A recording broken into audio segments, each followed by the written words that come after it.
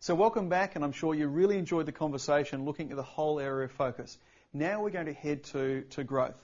So you may remember earlier on, we actually said the natural state of a business is to grow. It's just the natural state of a business. A couple of numbers you may want to make a note of because they're very impressive when you start to understand the ability to grow a business. First one is 6%. Do you realise if you grow 6% per month, which could be too fast for some of you, but if you do grow 6% per month, you'll actually double your business in 12 months. Now, of course, that's compounding 6% on 6%, but it's a very, very simple growth way of actually looking at your business. The other number that could be more effective is, 23%. What that is, if you grow 23% per year, you'll actually double your business in 3 years. Now, some of you might be saying, I'm not looking at doubling at the moment. Well, just think about that for a moment. If we start to look at this X factor of growth, there are some key strategies we can put in place that will help you achieve a great growth in your particular business. So let's actually look at the 4 key elements that come together for the X factor of growth. The first is your marketing, the quality of your marketing and actually how you're actually getting out there and making it happen.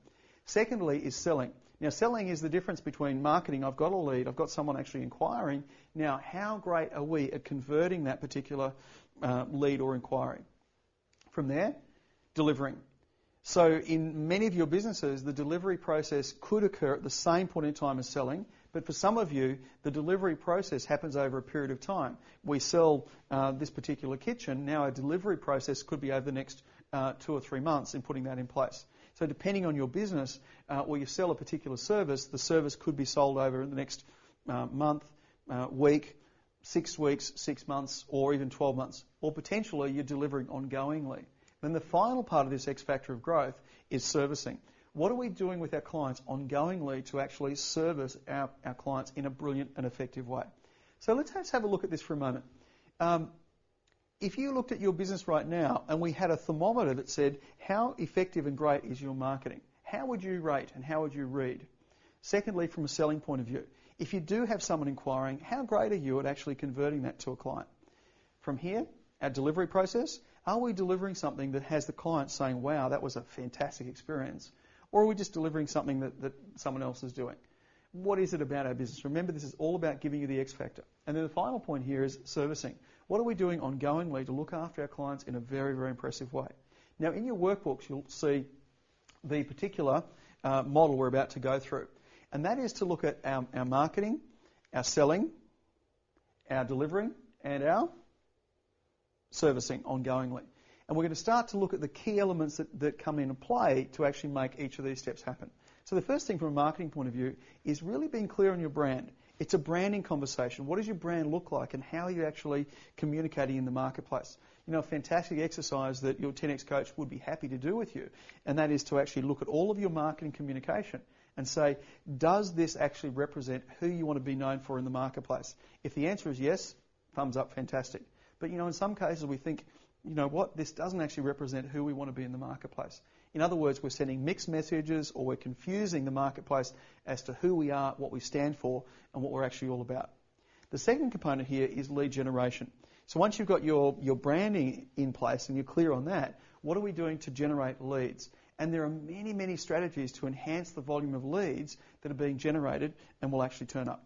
That will actually turn up a prospect, someone who you believe could actually utilise your products or services. Now, if you're in retail, a prospect typically is someone that you generated walking in the door.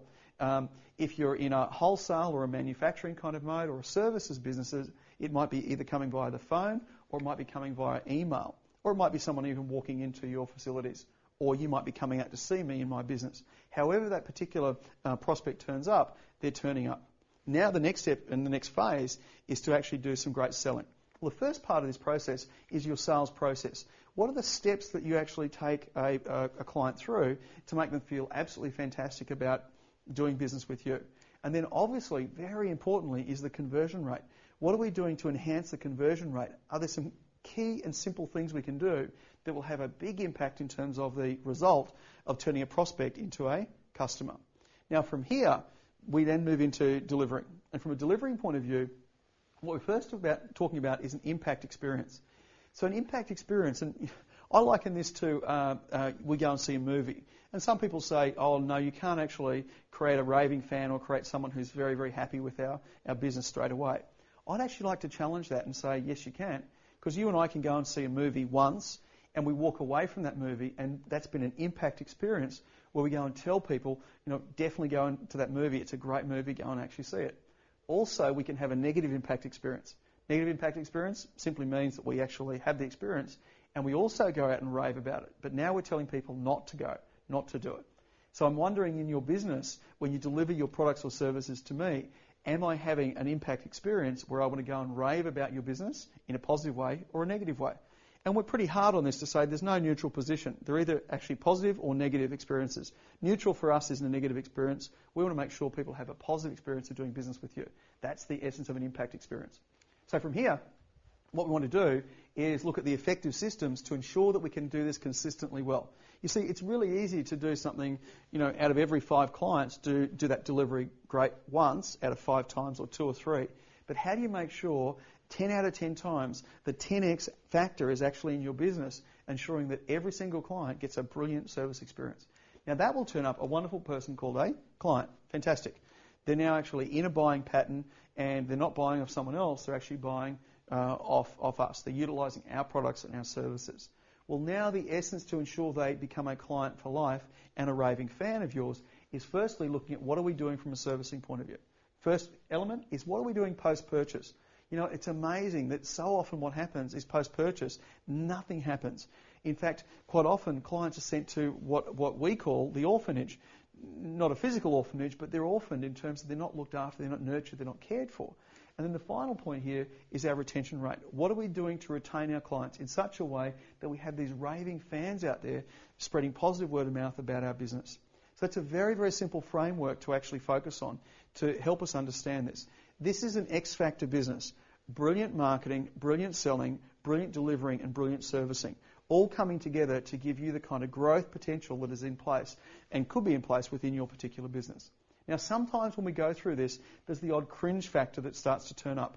To help us with this, and if you look in the pages in your Edge workbook, you'll see from a marketing point of view, we've got branding and lead generation. We've got a whole series of branding strategies here that can really help you get clear on what you're doing. This is almost like a checklist to say, on these particular points, are we on track with these? Are we utilising these? Are we actually making a difference with these? You'll see here, for example, testimonials. How often are testimonials used in your business? If people are having a great experience of you, are you utilising those to make me as a potential new client feel great about actually coming and doing business with you? Or is that something that we might have sitting in a drawer somewhere, or we simply don't ask for testimonials, therefore we don't get testimonials? From a lead generation point of view, next, there's a whole host of strategies here. There are 20 different strategies here that are designed to actually enhance and improve the results we're actually producing here. So, everything from public relations and PR and what message can we get out there, right through to are we utilising fax broadcasts? Are we utilising emails effectively? All of these strategies have a big difference in terms of helping you build your marketing and lead generation coming into your business. Next, then we have selling, which we said was the sales process and the conversion rate. From a sales process point of view, what are we doing in terms of training our team? What are we doing in terms of enhancing the performance here? Are we recording details well? Are we managing someone who's not ready now, but we could follow them up in next week and next month? It's called pipeline management. Have we got incentives for our sales team to actually get some business across the line? All of these are very practical ways of enhancing the sales process to produce a better result. And then, of course, we have the conversion rate. Now, conversion rate, once again, there's a whole host of strategies here, all of which your 10X coach has available to you and to them to be able to help you in terms of growing your business. But, in terms of training your team, asking for the order, simple stuff, but quite often we see in businesses it's just not happening. The ability to handle objections. Are we training our team to present the product or the service in a way that becomes compelling to me as a client to buy? Remember we said right up front, most of your businesses, you've got a competitor who a client could buy off rather than yourself. So therefore, it's very important that you can make your business and your product and service more compelling to me than anyone else. From there, the impact experience. Well, from an experience point of view, there's a whole series of things that we can do here. A couple of simple points to note here. Number one, do what you say you're going to do when you say you're going to do it. Important point here. And then the next one is under-promise and over-deliver. What happens in most businesses, they actually fall into the classic trap of over-promising and under-delivering. Now, no one sets out to actually under-promise and over-deliver, but what happens there is you can easily fall into the trap of it that basically says, well, if the sun, the moon and the planets align, if all lights are green, then there's a very, very good chance I'll get this to you at this particular time. But if one of those things get in the way, suddenly I'm going to be in non-delivery. Now, the impact that has, once again, from a client point of view, is, well, do they trust what you say? Is your word something that I can actually count on? Do what you say you'll do when you say you'll do it. Very, very important. And then, of course, the systems. What are the systems that we have in place to really enhance the performance of our business? And there are many, many systems, from the order processing, the scheduling, the effective documentation, and ensuring that the client consistently gets the result. Remember, it's easy to deliver something once every 3 times, great. We want to make sure that every single client who does business with you has a brilliant experience of doing business with you. And then, of course, from a servicing, post-purchase, what are we doing? There's a whole series of ways of making the client feel great. Is there a thank you afterwards? Are we doing an unexpected gift at the point of sale? And then, of course, from a retention point of view, there's a whole host of strategies there, 20 strategies that can really make a difference in terms of having your clients feel incredibly well looked after, feeling nurtured, and feeling part of the family of your business well and truly. So let's just actually take a very, very simple example. There's a whole series of strategies there that you can clearly see can put the X factor into your business in a major, major way. But how recently have you been to a restaurant where you rang and you booked, you left your phone number at the restaurant? Pretty simple procedure. How many of you have had a phone call after that particular night out or lunch that you've actually had? Have you had the restaurant actually call you up and say, thanks very much for actually coming and visiting us? How was your experience? Is there anything we could improve?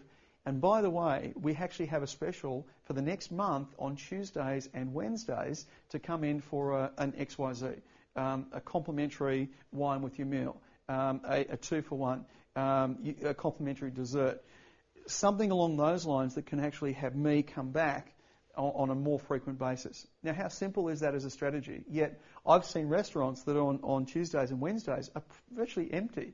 Well, why on earth wouldn't you actually have a very, very simple post-purchase strategy to contact these clients, so to not only have them keep coming back, but have them coming back more often in such a way that they actually know you, like you, and trust you and feel you're a great business. You are their preferred X-Factor business. Why? You're looking after them, you're taking care of them, you're really making a difference there. So you can see here there's a whole host of strategies designed to massively improve. I'd like to think your workbook is now almost like a checklist, and you can check these off and say, how well are we covering these particular points in such a way that you can move forward faster? Now, if we look at the next component here, we've got this question mark in terms of which is easier. Well, is it easy to sell to existing customers or new customers? And is it easy to sell existing products or new products? Just pause the video right now and have a discussion and say, which is easier to actually do? So go ahead and work out 1, 2, 3, and 4. There's 4 quadrants here. Which is the most effective for you? Go to it.